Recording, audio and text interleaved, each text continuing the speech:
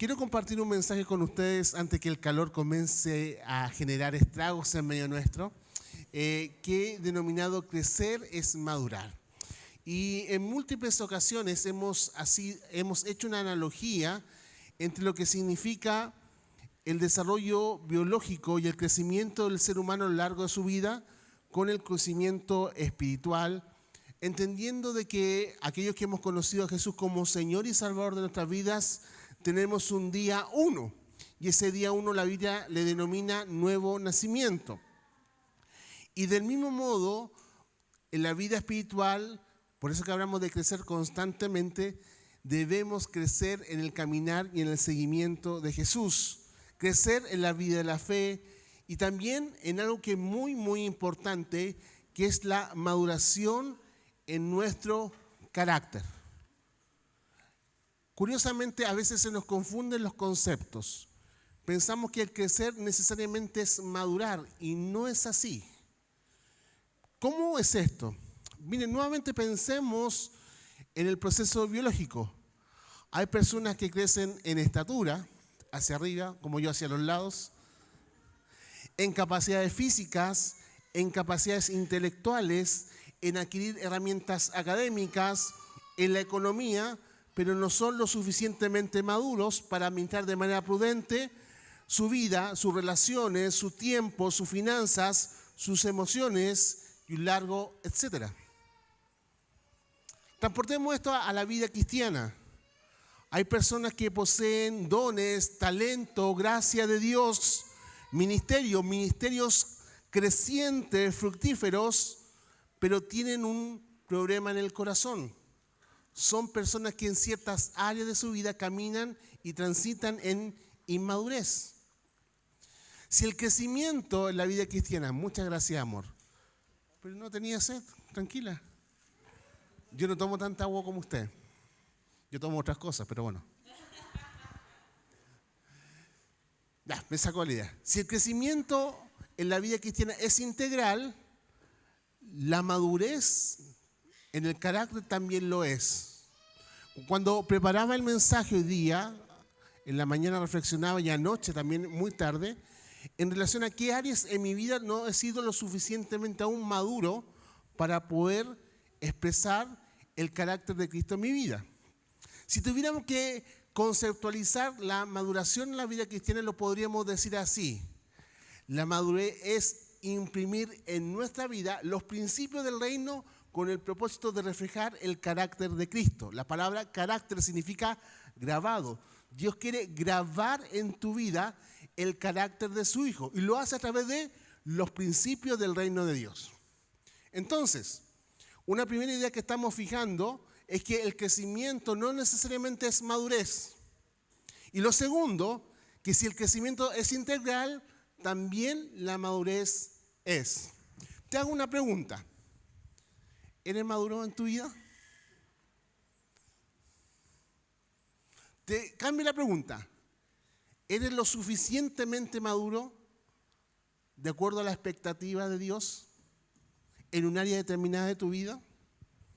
Ahora, aquí viene lo complicado y quiero pedirles que me pongan atención porque vamos a trabajar con algunos conceptos del idioma original. ¿Les parece o no? Así que, y después dicen, el pastor dice cosas raras, no se le entiende. Bueno, entonces yo voy a poner todo mi esfuerzo y usted en medio del calor va a poner todo su esfuerzo para poner atención. ¿Les parece o no?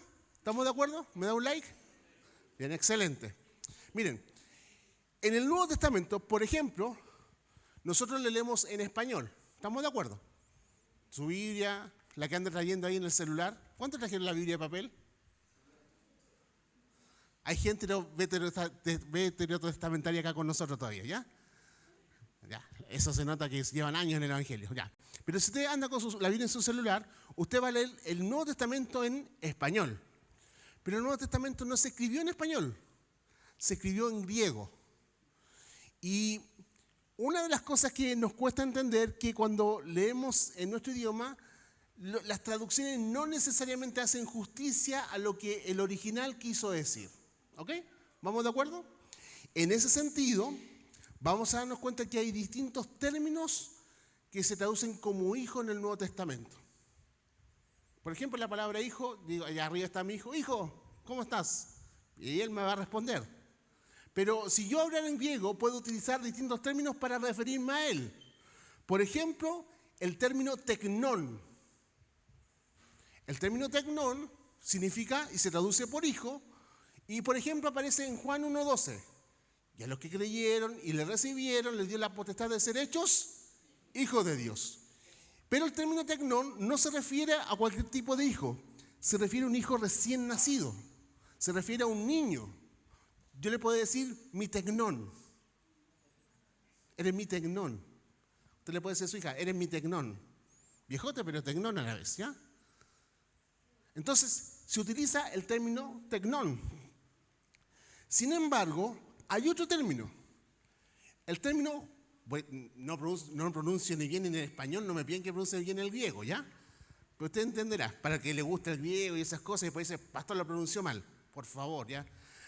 Me cuesta el español, no me piden tanto.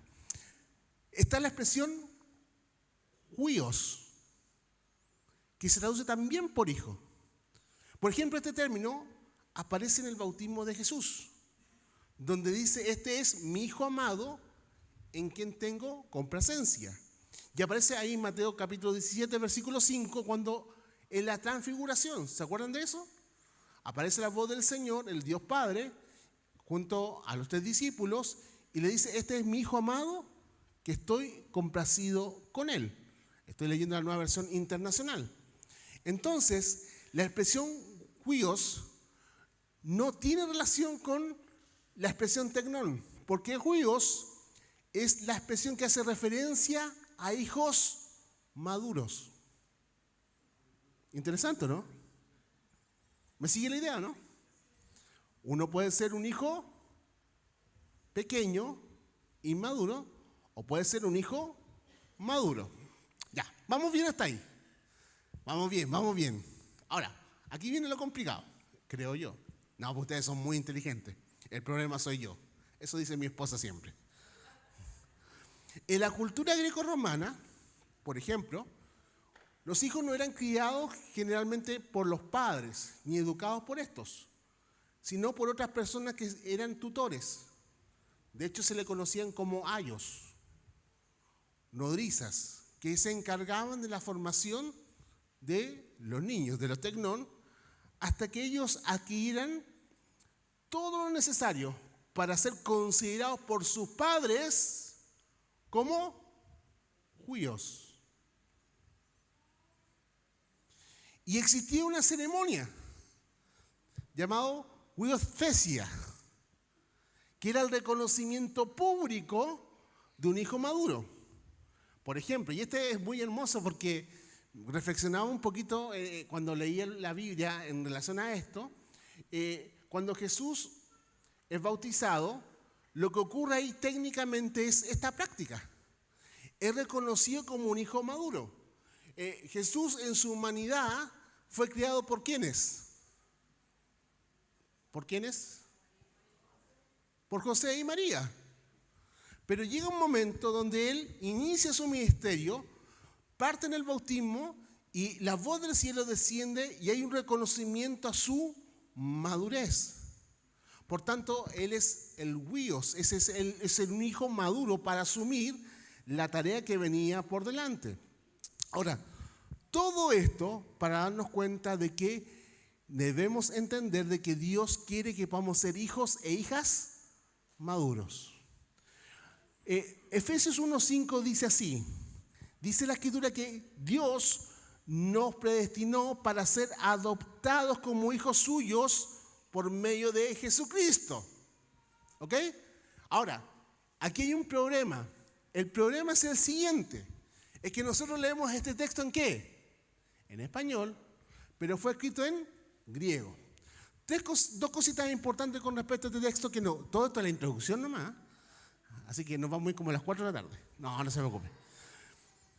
Lo primero, que la palabra adopción en ese texto es huiosthesia. No se está refiriendo, y aquí hay un problema de los traductores, no logran traducir cabalmente el término. Porque para nosotros adopción, ¿qué es? Tomar a alguien y hacerlo parte de nuestra familia, ¿no? En un lazo de filiación.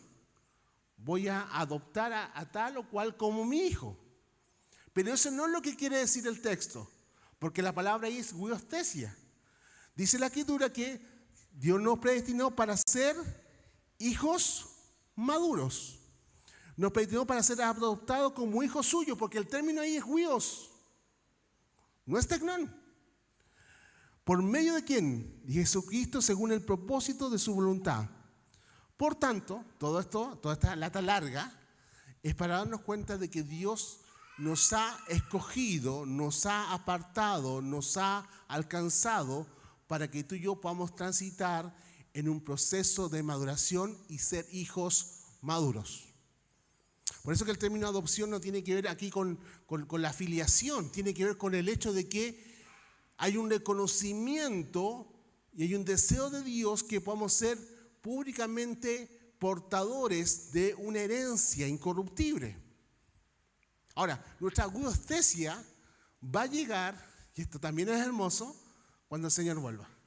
Por tanto, todos estamos en el proceso y todos tenemos que madurar en distintas áreas de la vida. Distintas áreas de la vida. Es un proceso continuo y es un proceso integral. ¿Ok? Bien, gracias por la paciencia. Entonces ahora sí vamos al mensaje. Entonces lo que vamos a ver hoy día, en Romanos 8, del 5 al 17, es reconocer tres aspectos que van a determinar que podamos madurar en alguna área de nuestra vida. Por un instante detente. Cierra tus ojos. No va a pasar nada místico. En la honestidad delante del Señor, pregúntale qué áreas necesitan madurar. Yo le hacía esta pregunta al Señor anoche y dije, ¿para qué pregunté? En tus relaciones, en cómo te expresas con los demás, en tu manejo de las finanzas, en la vida familiar, en el servicio a Dios, en la capacidad de proyectar lo que el Señor quiere para tu vida, ¿dónde tienes que madurar? Porque esto es el deseo de Dios para tu vida. Abre tus ojitos nomás. Ahora, ¿dónde se desarrolla la madurez? ¿Y dónde se encuentra enraizada esta condición en nuestra vida? ¿Cómo podemos madurar, en otras palabras? Entonces lo que vamos a ver hoy día a través de Romanos capítulo 8, versículos 5 a 17, son tres aspectos importantes. Entendiendo que la carta de Romanos se escribe con un propósito de enseñar lo que es la salvación. Y particularmente el capítulo 8 se refiere a la vida en el Espíritu. Y cómo el Espíritu Santo nos va a llevar en un proceso de maduración. Recuerda, la meta de Dios para nosotros es que seamos hijos maduros. Es decir, que reflejemos a Jesús en nuestro carácter en cada área de la vida. Y el hecho de que te vaya bien en la vida o mal en la vida no es sinónimo de que seas un hijo maduro o no. ¿Ya? Lo primero que vamos a ver es que la madurez es determinada por quien gobierna nuestra vida. Vamos al texto. Romanos capítulo 8, versículos 5 al 8 dicen así. Ponga atención a lo que la palabra del Señor dice. Los que viven conforme a la carne, fijan la mente en los deseos de la carne. En cambio, los que viven conforme al Espíritu, fijan la mente en los deseos del Espíritu. La mente gobernada por la carne es muerte, mientras que la mente que proviene del Espíritu es vida y paz. La mente gobernada por la carne es enemiga de Dios, pues no se somete a la ley de Dios ni es capaz de hacerlo. Los que viven según la carne no pueden, recálquelo ahí, lo puede destacar ahí en su celular hoy día, ¿no? No pueden agradar a Dios. Lo primero que vamos a observar es que Pablo plantea que hay dos tipos de personas, o dos tipos de creyentes en este caso. Número uno, los que viven conforme a su carne. Es decir, viven gobernados por sus propios deseos en función de los principios del mundo, de este sistema que está corrompido. Y también hay creyentes o personas que son gobernadas ¿por quién? Por el Espíritu del Señor, que los lleva a renovar sus mentes conforme a los principios del reino de Dios. Existen dos formas de vivir la vida cristiana. O la vives en la carne o la vives en el Espíritu.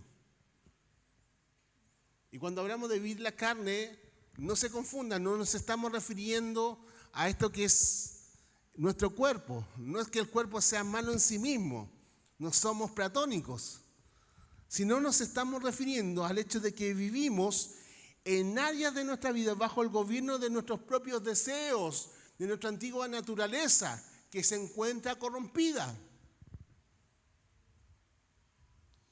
Por tanto, la madurez está determinada por quien gobierna en un área específica de nuestra vida. Por ejemplo, ¿quién gobierna mi vida económica?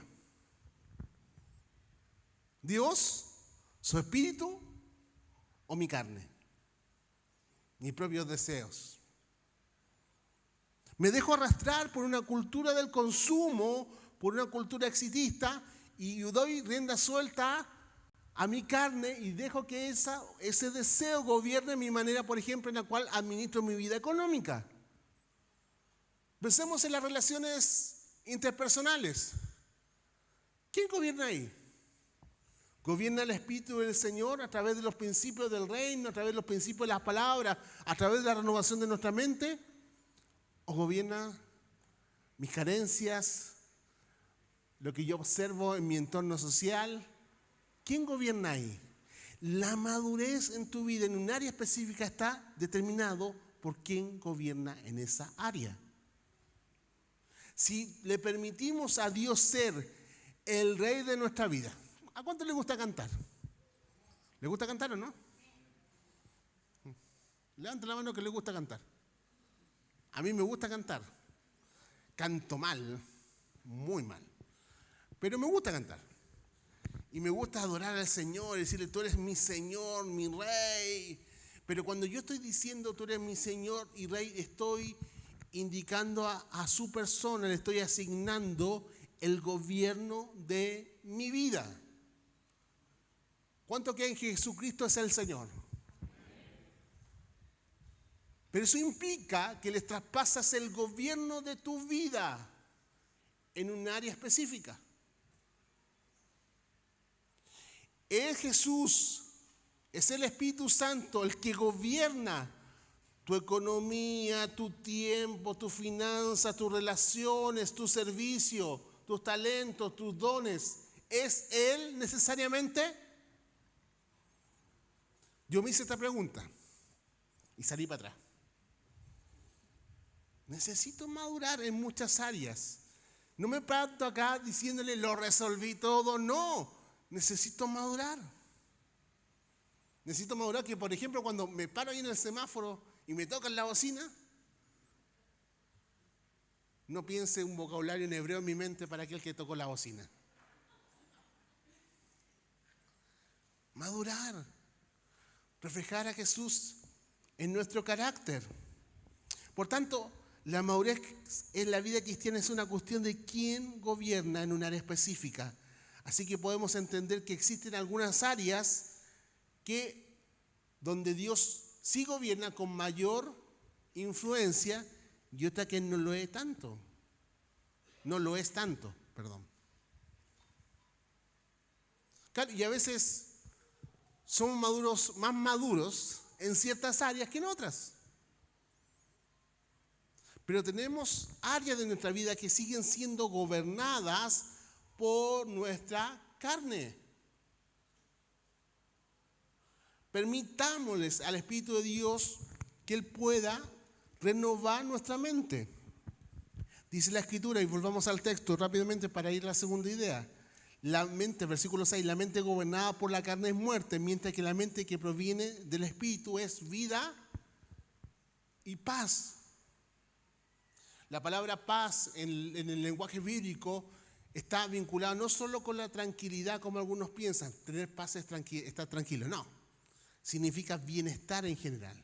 El concepto shalom en el hebreo e irene en el griego del Nuevo Testamento son conceptos que están vinculados ¿con qué? Con bienestar. Y el bienestar no tiene que ver con las situaciones temporales de la vida, porque vivimos situaciones difíciles, ¿no? La enfermedad, la carencia, el quiebre de relaciones, un montón y un sinnúmero de tensiones en la vida. pero podemos tener paz en medio de ese contexto cuando le permitimos al Espíritu de Dios gobernar nuestra vida. La paz es una paz interior, es un bienestar exterior que tiene un elemento de implicancia hacia nuestro entorno directo. Pero no es el tema que quiero tocar contigo hoy día. La mente gobernada por la carne. Mire lo que dice el texto. Mire lo que dice el texto. La mente gobernada por la carne es enemiga de Dios. Ahora, esta es la condición del hombre natural, el hombre sin Dios, ¿o no? El punto es que nosotros hemos sido rescatados. ¿Para qué? No para vivir conforme a la carne, sino conforme al Espíritu. ¿Cuántos dicen amén a eso? Entonces, ¿qué determina mi madurez? ¿Quién gobierna en tu vida? Si le permitimos al Espíritu Santo gobernar un área de nuestra vida, esa área va a ir madurando. Lo segundo que te quiero plantear en esta tarde calurosa, que la madurez se desarrolla desde una vida construida con una perspectiva de eternidad, una perspectiva eterna. Versículos 11 y 13 de Romanos capítulo 8 dicen así. Es muy hermoso este capítulo porque vemos al Espíritu Santo participando de todo el proceso de redención en la historia, ¿no? Pero particularmente acá está hablando acerca de la condición de lo que viene por delante para cada uno de nosotros. El texto dice de la siguiente manera: y si el espíritu de aquel que levantó a Jesús de entre los muertos vive en ustedes, el mismo que levantó a Cristo de entre los muertos también dará vida a sus cuerpos mortales por medio de su espíritu. ¿Que vive dónde? En ustedes, en ti y en mí. Por tanto, hermanos, y este versículo es para subrayarlo, tenemos una obligación, pero no es la de vivir conforme a la carne. Porque si ustedes viven conforme a ella, morirán. Pero si por medio del Espíritu dan muerte a los malos hábitos del cuerpo, vivirán. Ahí la connotación tiene que ver con la ley de Moisés también. Está hablando de la salvación, el escritor bíblico, en este caso el apóstol Pablo. Pero es interesante entender lo siguiente, que uno de los elementos que han sostenido a la iglesia a lo largo de la historia es la esperanza de la vida eterna y es la esperanza de lo que va a estar en el más allá. Miren, lo hemos dicho en otras ocasiones, pero lo quiero volver a decir. El más allá ya está resuelto. Gloria al Señor por eso. De verdad, gloria al Señor por eso, ¿no? Si su inquietud es qué viene después de la muerte, si su inquietud es que no puede dormir pensando en qué va a ocurrir conmigo, quiero decirle que el tema ya está resuelto. Tenemos una esperanza gloriosa en la resurrección y el retorno triunfante de nuestro Señor Jesucristo. Él volverá. Y aunque algunos se burlen, algunos tengan su venida por tardanza, Él volverá. Esta verdad ha sostenido a la iglesia a lo largo de toda la historia. Y ha enfrentado el desafío de la persecución, del rechazo, del oprobio, de la vergüenza que algunos quieren imponerle. El menosprecio y lo demás. Pero la iglesia se ha sostenido en esta verdad. Miren, si solucionamos este tema, hay un dicho, ¿no? Todos los problemas tienen solución. ¿Excepto qué? Bueno, ese tema ya está solucionado. Por tanto, todos los problemas que están acá se descomprimen. El punto es que hemos perdido, y en esto también quiero, a veces soy majadero, pero quiero que podamos reflexionar en esto y también entender esta verdad. Hemos perdido una perspectiva de una vida construida desde esta verdad, desde lo eterno. La vida cristiana, en ese sentido, y la madurez de la vida cristiana se refleja en el desarrollo de una vida marcada por una mirada con perspectiva de eternidad. Por ejemplo, como sé lo que viene por delante, el uso de mi vocación, de mis recursos, de mis talentos, de mis dones y mis decisiones de vida se alinean en torno a lo que va a ocurrir en el futuro. ¿Por qué los hermanos se van a hacer misiones en las vacaciones? Ah, son fanáticos religiosos, alguien podría pensarlo, ¿no? Yo no lo haría. Lo digo con sinceridad, me costaría. Tengo que madurar en eso. ¿Pero por qué lo hacen? Porque les sobra el tiempo. ¿Es porque se sienten solos? ¿Porque quieren adherir a una causa? No, porque tienen una perspectiva de eternidad y esa perspectiva de eternidad necesariamente los conecta con la misión de Dios en el aquí y en el ahora. Porque la perspectiva de eternidad no te hace esconderte la realidad o huir de ella, ¿no? Como algunos predican, ¿no? El Señor viene y nos vamos con Él y los demás que se vayan al infierno. Da lo mismo. Yo he escuchado predicaciones así, ¿no? Y nos vamos con Él, aleluya, gloria a Dios. Y los demás me da lo mismo, me voy con Él. No, porque la perspectiva de eternidad te hace conectar con la urgencia de Dios, de que tu vida, tus recursos, tus talentos y decisiones son importantes para sumar a lo que Dios quiere en este tiempo. ¿Cuántos saben que la vida es corta?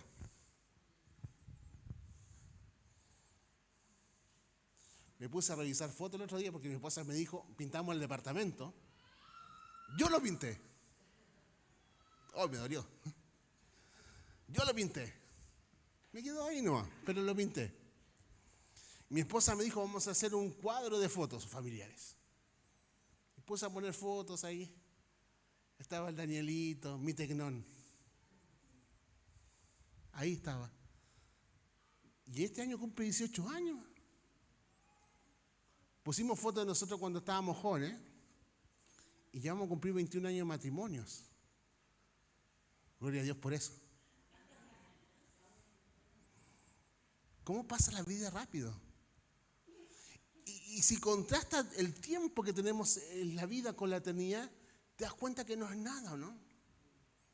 Por tanto, la madurez tiene que ver con entender de que en el aquí y en el ahora, tu vida responde a este propósito que es eterno. Volvamos al texto, por favor. Miren, versículo 11. Si el espíritu de aquel que levantó a Jesús de entre los muertos vive en ustedes, el mismo que levantó a Cristo entre los muertos también dará vida a sus cuerpos mortales por medio de su espíritu que vive en ustedes. Es decir, así como Cristo resucitó por medio del Espíritu Santo, nosotros vamos a resucitar. Amén. Hermosa verdad, ¿no? Pero esto es importante. Por tanto, hermanos, tenemos una obligación. Pregunta, ¿qué obligación?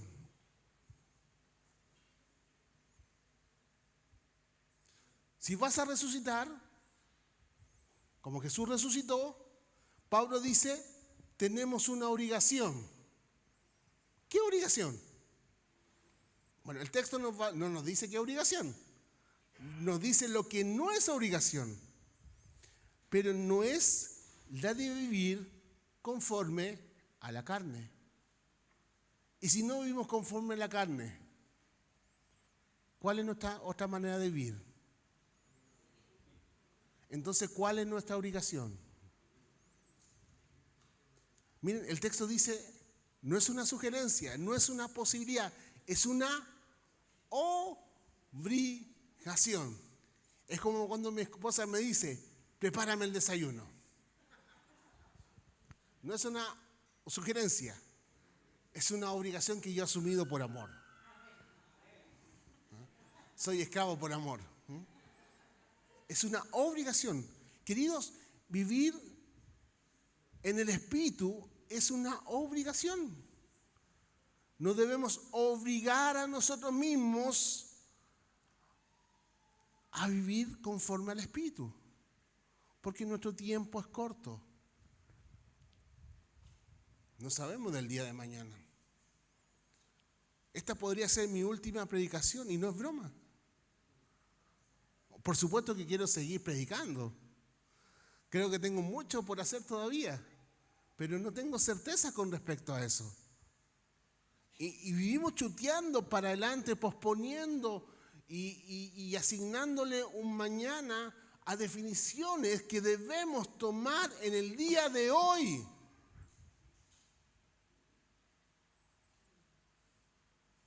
Alguien nos hizo creer el cuento de que seremos eternamente joven.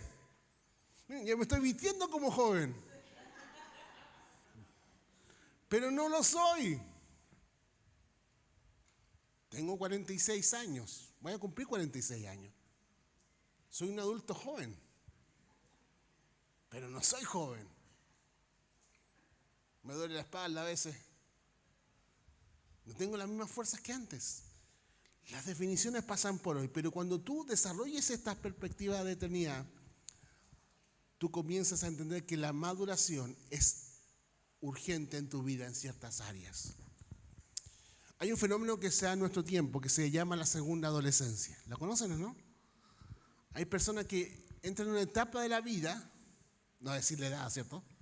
40, 50 años, que vuelven a creerse adolescentes. Y no estoy hablando de la cuestión externa, ¿no? Estoy hablando de comportarse y proceder en la vida.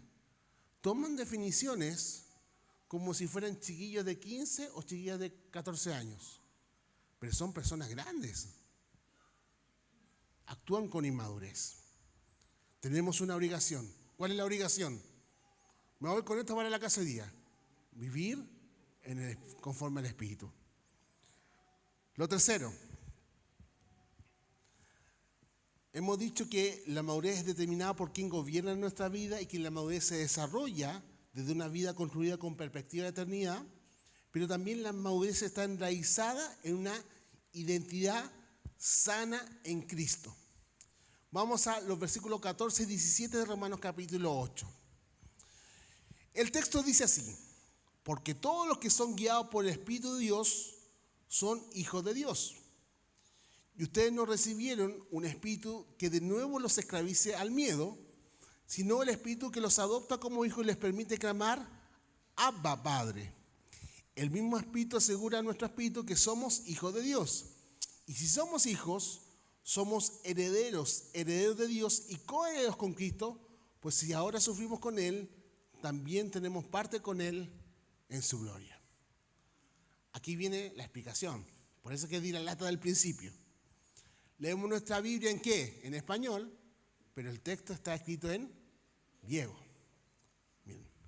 Pablo utiliza un juego de palabras en este texto que es bien interesante y que conecta con la idea que le quiero plantear, que la madurez está enraizada en una identidad sana en Cristo.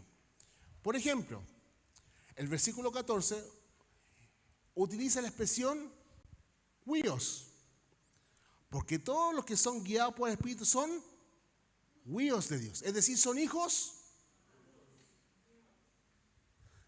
Porque hay hijos que no son guiados por el Espíritu. Pero acá el texto se está refiriendo a hijos maduros.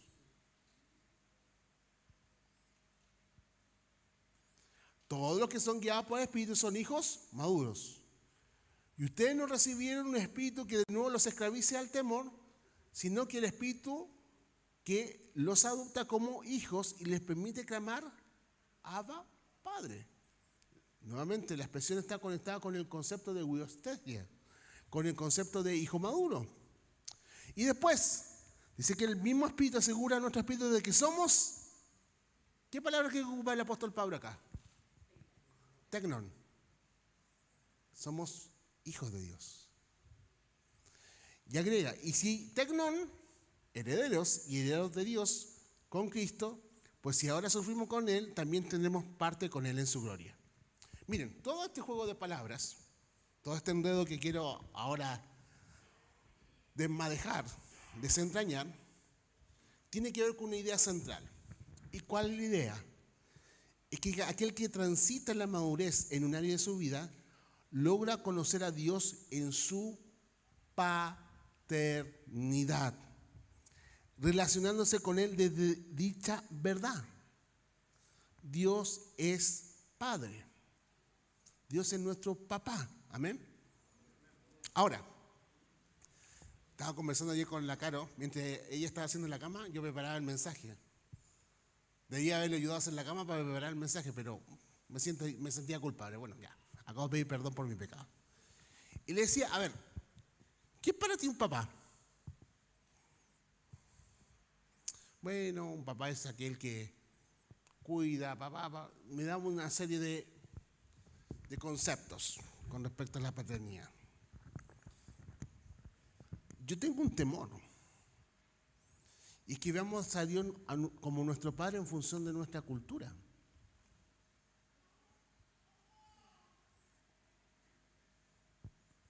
Y no como la Biblia nos muestra que Dios es como Padre.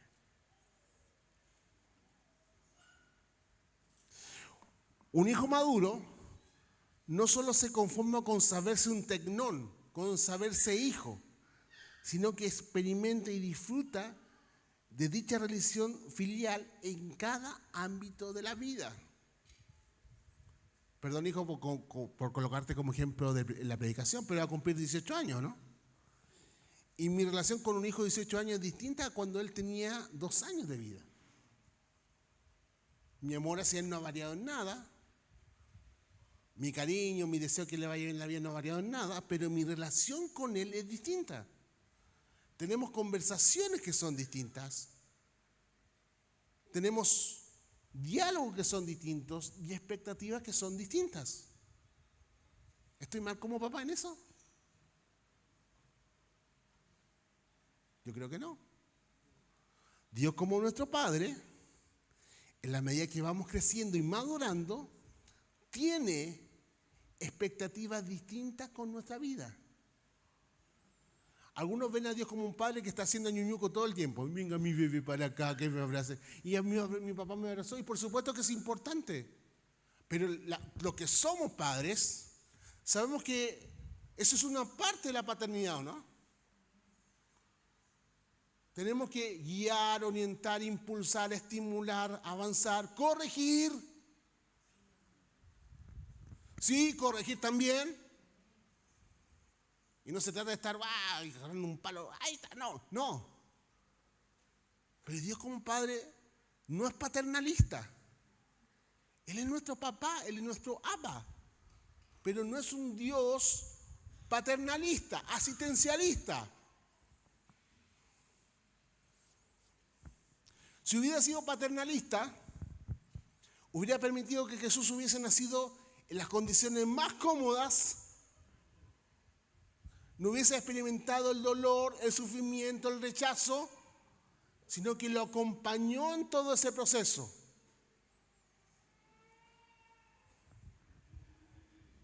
Mi preocupación es que estamos confundiendo un Dios que es paternal con un Dios que es paternalista.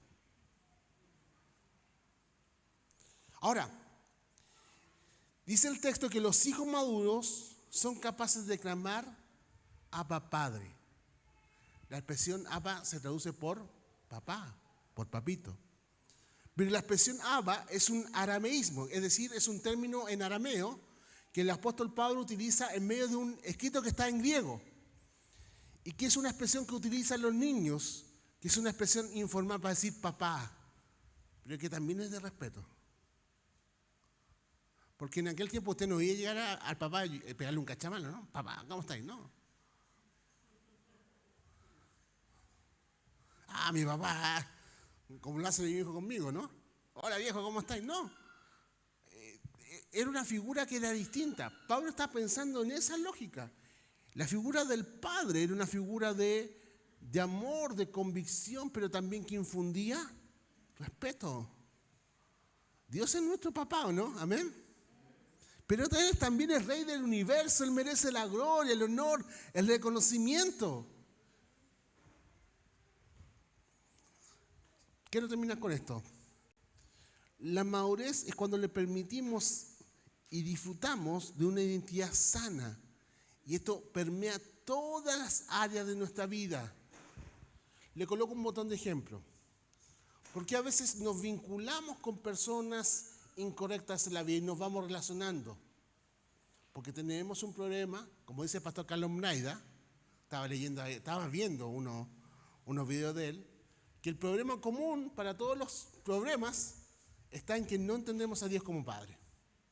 Entonces, como no tenemos una identidad sana, es decir, no conocemos ni disfrutamos una relación de Dios como Padre en nuestra vida, tomamos malas decisiones en las relaciones, en el manejo de las finanzas, en el manejo de nuestro cuerpo, en cómo servimos o no a Dios, y un largo, etcétera, etcétera. Es decir, el problema siempre es el mismo. Siempre es el mismo. No conocer a Dios como Padre. Por eso que el texto dice, ustedes no recibieron un espíritu de nuevo que los esclavice al miedo, espíritu de adopción. En el original dice espíritu de huiesthesia. La adopción no está pensada en términos de filiación, sino de un reconocimiento de un hijo maduro, que les permita otra vez estar esclavizados al temor, sino uno que les permite clamar, Abba, Padre. Abba, Padre. La madurez está enraizada en una identidad que reconoce y disfruta la paternidad de Dios a plenitud, pero no un Dios que es papá para hacerte solamente añuñucos, por favor, sino que un Dios que es papá que te cuida, te estimula, te hace crecer, te guía, te orienta, te corrige, te impulsa más y quiere que puedas traer a la luz toda la gracia y el potencial que Él pensó para tu vida. Porque Él te pensó, te creó y te diseñó y te puso en espacio y tiempo para que pudieras hacer su voluntad y reflejar a Jesús en la vida. Amén. Termino el mensaje. Gracias a Dios, ¿no? Gracias a Dios. Escuche bien. En el propósito de Dios fuimos predestinados a la huiosthesia, a este reconocimiento público. Ya eres un hijo maduro, completo, estás listo. ¿Ok? En el lenguaje paulino, esto se va a cumplir cuando el Señor vuelva a nuestra resurrección. Por eso que el término adopción en Romanos 8 tiene que ver con esto. No tiene que ver con la filiación. Ya fuimos adoptados e insertados en la familia de Dios. Sino con que vamos a ser reconocidos como hijos maduros. Como dice Efesios 4:12, y estaba confundiendo con Efesios 4:12, hasta que todos lleguemos a la unidad de fe, a la estatura de un varón perfecto, a la plenitud de Cristo. La figura es colectiva. En ese sentido, estamos en un proceso de maduración que no debe ser confundido con el crecimiento. Puedes crecer en múltiples áreas, pero no te basta con eso. Podemos tener una iglesia gigante, inmensa, pero no necesariamente madura. Y lo que Dios espera es crecimiento, pero también madurez. Y en ese sentido, solamente eso se va a dar cuando le permitas al Espíritu de Dios gobernar en cada área de tu vida. Y eso cuesta. Pucha que cuesta. Porque en nuestro deseo natural, yo me levanto todas las mañanas, me miro al espejo, cada día me aparece una arruga nueva, una bolsa nueva. Y digo, Señor, ¿qué me cuesta morir? ¿Qué me cuesta morir a mi carne? ¿Me cuesta morir a mi yo? ¿Qué me cuesta morir? Querido, ¿le cuesta morir a usted o no? A mí me cuesta mucho. Pero digo, Señor, permito que tu Espíritu en este día me empiece a gobernar. Y cada vez que hago esa oración, ¿sabe qué ocurre? Me coloco en esa circunstancia donde debo morir. Entonces, Señor, ayúdame a morir a mi mal carácter con los automovilistas al lado. ¿Y qué pasa? La señora me toca la bocina al lado. Porque no hay otra forma. Así el Señor nos va haciendo morir y va permitiendo que el Espíritu de Dios gobierne en cada área de tu vida. ¿Qué vas a hacer? ¿Vas a seguir siendo un tecnón toda la vida? ¿Que lo único que quiere es recibir añuñucos? Ah, Gugu, mi niño, que lo hizo bien. ¡Ah, qué lindo! ¡Qué lindo! Dio 3 pasitos, ¡bravo! ¿O quieres asumir nuevas responsabilidades como un hijo maduro? Asumir el llamado, el propósito que Dios puso para tu vida, pero que muchas veces Dios no te lo puede dar porque no eres lo suficiente maduro para asumirlo. Yo le dije, hijo, ahí está la llave del auto. Este año tiene que sacar licencia. Depende de él. No se la voy a pasar si no saca la licencia. sería una irresponsabilidad de mi parte. Primero sería una ilegalidad, ¿o no? Y sería una irresponsabilidad. A veces Dios no te puede pasar las llaves porque no has madurado lo suficiente para que puedas conducir esa área en tu vida, aunque Él quiere gobernarla siempre. Ponte de pie y vamos a orar.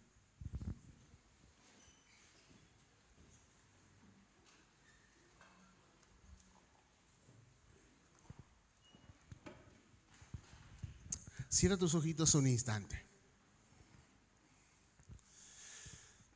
¿Te acuerdas que cerraste los ojos y le dijiste, Señor, esta área todavía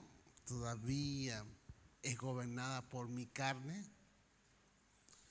Lo que vamos a hacer hoy día, porque lo que no puedo hacer, voy a decirlo al revés, es orar por ti para que venga una unción de madurez en tu vida. No puedo hacer eso, porque así no funciona.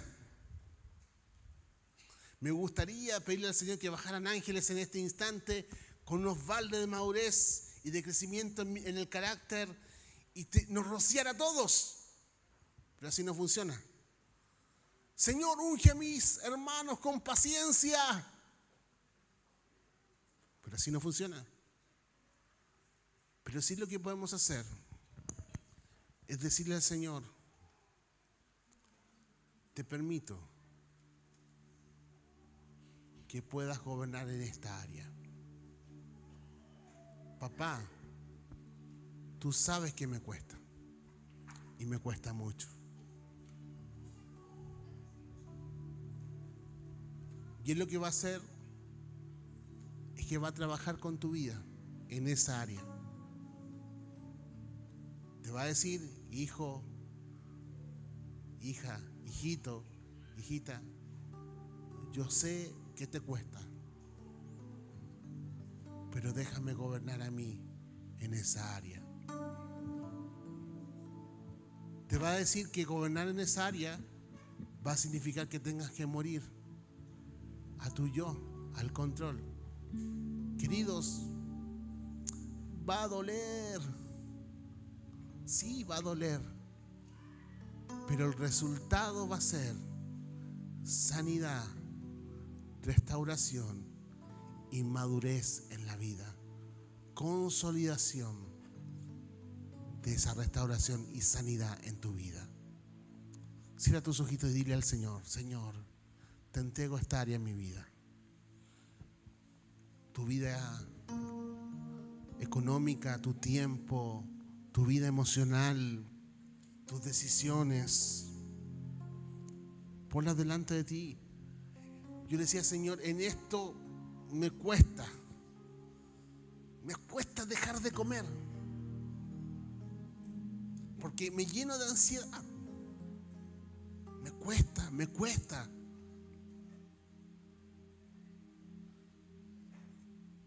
Ponla delante del Padre. Padre, en el nombre de Jesús, tú conoces todo nuestra vida, toda. No hay área que te permanezca oculta, inclusive esa que parece que nadie conoce, tú sí la conoces.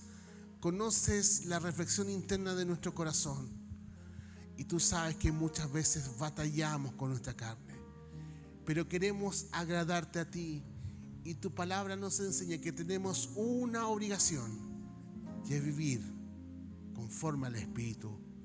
Y vivir conforme al Espíritu no es una vida carismática ni de manifestaciones, por muy hermosas que sean esas cosas. Significa una vida de gobierno tuyo en cada área, en cada espacio de nuestra vida. Queremos madurar. Queremos ser hijas e hijos maduros. ¿Cuántos dicen amén? Queremos madurar en nuestras vidas. Ayúdanos, Espíritu Santo, y trabaja en nuestro corazón. Ponemos nuestra vida por delante, esa área delante de ti. En el nombre de Jesús. Amén.